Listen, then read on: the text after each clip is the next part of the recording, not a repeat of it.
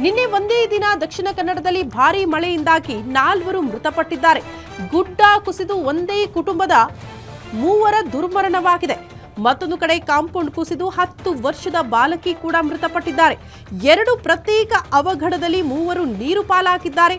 ಅರಬ್ಬಿ ಸಮುದ್ರದಲ್ಲಿ ನಾಡ ದೋಣಿ ಮಗುಚಿ 2 ನಾಪತ್ತೆಯಾಗಿದ್ದಾರೆ. ಅವರ ಹುಡುಕಾಟದ ಕಾರ್ಯಾಚರಣೆ ನಿರಂತರವಾಗಿ ಸಾಗ್ತಾ ಇದೆ. ಮೂಡುಬಿದ್ರೆಯಲ್ಲಿ ಸೇತುವೆ ದಾಟುವಾಗ ಓರ್ವ ನೀರು ಪಾಲಾಗಿದ್ದಾರೆ. ನಾಪತ್ತೆಯಾಗಿರುವ 3ರಿಗಾಗಿ ಶೋಧ ಕಾರ್ಯಾಚರಣೆ ನಿರಂತರವಾಗಿ ಸಾಗ್ತಾ ಇದೆ.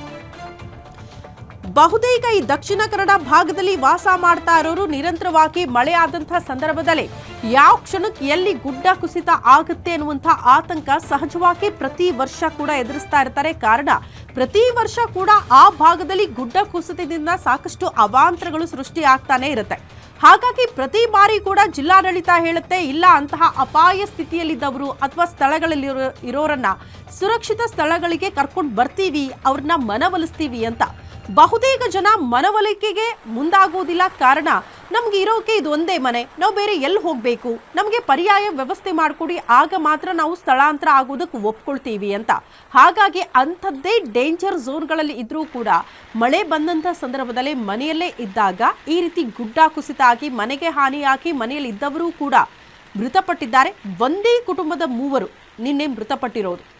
ಮತ್ತೊಂದು ಕಡೆ ನಾಡ ದೋಣಿ ಕೂಡ ಮಗುಚಿ 2 ಅಲ್ಲಿ ನಾಪತ್ತೆಯಾಗಿದ್ದಾರೆ. ಅವರ ಹುಡುಕಾಟಕ್ಕೆ ಕಾರ್ಯಾಚರಣೆ ನಿರಂತರವಾಗಿ ಸಾಗ್ತಾ ಇದೆ.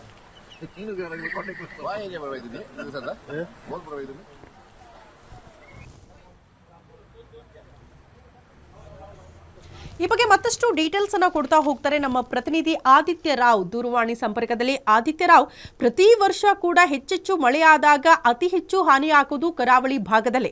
ಅನೇಕ ಕಡೆ ಗುಡ್ಡ ಕುಸಿತ ಆಗುತ್ತೆ, ಅವಾಂತರಗಳಾಗುತ್ತೆ. ಪ್ರತಿ ಬಾರಿ ಕೂಡ ಇಂಥದ್ದೇ ಜೀವನ ಸಾಗಿಸಬೇಕಾದಂತ ಅನಿವಾರ್ಯತೆ ಆ ಭಾಗದಲ್ಲಿ. ಈ ಬಾರಿ ಎಷ್ಟೆಲ್ಲ ಸಮಸ್ಯೆಗಳನ್ನ ಅನುಭವಿಸಬೇಕಾಗಿದೆ? ಸಚಿವರು ಎಷ್ಟೊತ್ತಿಗೆ ಭೇಟಿ ಕೊಡ್ತಾರೆ? ಏನ್ ನಿರೀಕ್ಷೆ ಮಾಡಬಹುದು?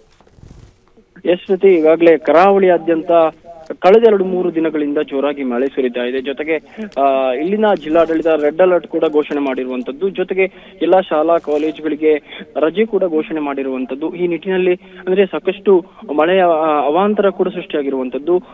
ನಿನ್ನೆ ನಡೆದಂತಹ ಸಂಪೂರ್ಣ ಘಟನೆಯಲ್ಲಿ ಅಂದ್ರೆ ನಿನ್ನೆ ಉಳ್ಳಾಲದ ಒಂದು ಗ್ರಾಮದಲ್ಲಿ ಸಂಪೂರ್ಣವಾಗಿ ಗುಡ್ಡ ಕುಸಿದು ಅಲ್ಲಿ 3 ಜನ ಮೃತಪಟ್ಟಿರುವಂತದ್ದು. ಇಲ್ಲಿಗೂ ಕೂಡ ಸಚಿವ ಗುಂಡೂರಾವ್ ಅವರು ಭೇಟಿ ಕೊಟ್ಟು ಜೊತೆಗೆ ಒಂದು ಕುತೂಹಲ, ಪ್ರತಿ ವರ್ಷ ಮಳೆ ಆದಾಗ್ಲೂ ಈ ಅಪಾಯ ಸ್ಥಳಗಳಲ್ಲಿದ್ದವರನ್ನ ಸ್ಥಳಾಂತರ ಮಾಡ್ತೀವಿ, ಮುನ್ನೆಚ್ಚರಿಕಾ ಕ್ರಮಗಳನ್ನ ಕೈಗೊಳ್ತೀವಿ ಅಂತ ಪ್ರತಿ ಬಾರಿ ಕೂಡ ಜಿಲ್ಲಾಧಿಕಾರಿಗಳು ಅಥವಾ ಅಲ್ಲಿನ ಜಿಲ್ಲಾಡಳಿತ ಹೇಳ್ತಾ ಬರುತ್ತೆ. ಯಾಕೆ ಕೆಲ ಅಪಾಯ ಪ್ರದೇಶದಲ್ಲಿದ್ದವರನ್ನ ಸ್ಥಳಾಂತರ ಮಾಡೋ ಕೆಲಸ ಆಗಲ್ಲ? ಜನರ ಮನವೊಲಿಸೋದು ಕೂಡ ಬಹಳ ಕಷ್ಟನಾ, ಅಥವಾ ಅವ್ರಿಗೆ ಪರ್ಯಾಯ ವ್ಯವಸ್ಥೆ ಮಾಡುವಲ್ಲಿ ಆಡಳಿತ ವ್ಯವಸ್ಥೆ ಕಂಪ್ಲೀಟ್ ಆಗಿ ಫೇಲ್ಯೂರ್ ಆಗಿದೆಯಾ, ಹೇಗೆ? ಯಶಸ್ವಿ, ಈಗಾಗಲೇ ಅಂದ್ರೆ ಕಳೆದ ಬಾರಿ ಮಳೆಗೂ ಕೂಡ ಸಾಕಷ್ಟು ಸಂಖ್ಯೆಯಲ್ಲಿ ಅನಾಹುತಗಳು ನಡೆದಿತ್ತು. ಅಂದ್ರೆ ಸಮುದ್ರದ ಬದಿಯಲ್ಲಿ ಕಡಲ್ಕೊಳೆತದಿಂದ ಸಾಕಷ್ಟು ಮನೆಗಳು 15ಕ್ಕಿಂತ ಮೇಲ್ಪಟ್ಟು ಮನೆಗಳು ಸಮುದ್ರ ಪಾಲಾಗಿದ್ವು. ಈ ಸಮಯದಲ್ಲೂ ಕೂಡ ಜಿಲ್ಲಾಡಳಿತ ಮತ್ತು ಸರ್ಕಾರ ಭರವಸೆಯನ್ನು ಕೊಟ್ಟಿತ್ತು. ಆದ್ರೆ ಅವರಿಗೆ ಈವರೆಗೂ ಯಾವುದೇ ಒಂದು ಮನೆ ಅಥವಾ ನಿವೇಶನ ಕೊಡುವಂತದ್ದಾಗ್ಲಿ ಅಥವಾ ಹೊಸ ಮನೆ ಕಟ್ಟುಕೊಡುವಂತಾಗ್ಲಿ ಅಥವಾ ಪರಿಹಾರ ಕೊಡುವ ಕೆಲಸ ಕಾರ್ಯಗಳು ಇನ್ನೂ ಕೂಡ ನಡೆದಿಲ್ಲ ಅಂತ ಹೇಳುವಂತದ್ದು ಸಾರ್ವಜನಿಕರ ಧೋರಣೆ ಆಗಿರುವಂತದ್ದು. ಜೊತೆಗೆ ಈ ಬಾರಿ ಕೂಡ ಅದೇ ಪುನರಾವರ್ತನೆ ಆಗಿದೆ. ಅಂದ್ರೆ ಮಳೆ ಬೇಗನೆ ಶುರುವಾದ ಕಾರಣ ಹೆಚ್ಚು ಅನಾಹುತಗಳು ಕೂಡ ಅಂದ್ರೆ ಮೊದಲ ಮಳೆಗೆ ಅನಾಹುತಗಳು ನಡೆದಿರುವಂತದ್ದು. ಕರಾವಳಿಯ ಮೊದಲ ಮಳೆಗೆ 7 ಬಲಿ ಕೂಡ ಈ ಮಳೆ ಪಡೆದಿರುವಂತದ್ದು. ಈಗ ಈ ಅನಾಹುತಕ್ಕೆ ಯಾರು ಹೊಣೆ ಅಂತ ಹೇಳುವಂತದ್ದು ಸಾರ್ವಜನಿಕ ವಲಯದಲ್ಲಿ ದೊಡ್ಡ ಪ್ರಶ್ನೆಯಾಗಿ ಉಳಿದಿರುವಂತದ್ದು. ಜೊತೆಗೆ ಸಾರ್ವಜನಿಕರು ಕೂಡ ಆಕ್ರೋಶವನ್ನು ವ್ಯಕ್ತಪಡಿಸಿರುವಂತದ್ದು.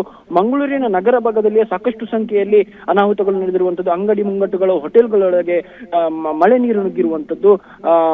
ಇದರಿಂದಾಗಿ ಇದಕ್ಕೆ ಒಳಚರಂಡಿ ಅಥವಾ ರಾಜಕಾಲು ವ್ಯವಸ್ಥೆ ಸರಿ ಇಲ್ವಾ ಅಥವಾ ಇದನ್ನು ಹೂಳೆತ್ತುವ ಕೆಲಸ ಕಾರ್ಯಗಳು ನಡೆದಿಲ್ವಾ ಅಂತ ಹೇಳುವಂತದ್ದು ಸಾರ್ವಜನಿಕ ವಲಯದಲ್ಲಿ ಕೂಡ ಪ್ರಶ್ನೆ ಆಗ್ತಿರುವಂತದ್ದು. ಆದ್ರೆ ಮೊದಲ ಮಳೆಗೆ ಇಷ್ಟು ದೊಡ್ಡ ಅನಾಹುತವಾದ್ರೆ ಇನ್ನು 2-3 ತಿಂಗಳ ಕಾಲ ಮಳೆ ಇದೆ, ಯಾವ ರೀತಿ ಪರಿಸ್ಥಿತಿ ಇರಬಹುದು ಅಂತ ಹೇಳುವಂತದ್ದು ಸಾರ್ವಜನಿಕರಿಗೆ ತುಂಬಾ ಗೊಂದಲ ಮತ್ತು ಆತಂಕ ಕೂಡ ಸೃಷ್ಟಿ ಆಗ್ತಿರುವಂತದ್ದು. ಓಕೆ ಆದಿತ್ಯ ರಾವ್, ಧನ್ಯವಾದಗಳು ತಮ್ಮೆಲ್ಲ ಮಾಹಿತಿಗೆ.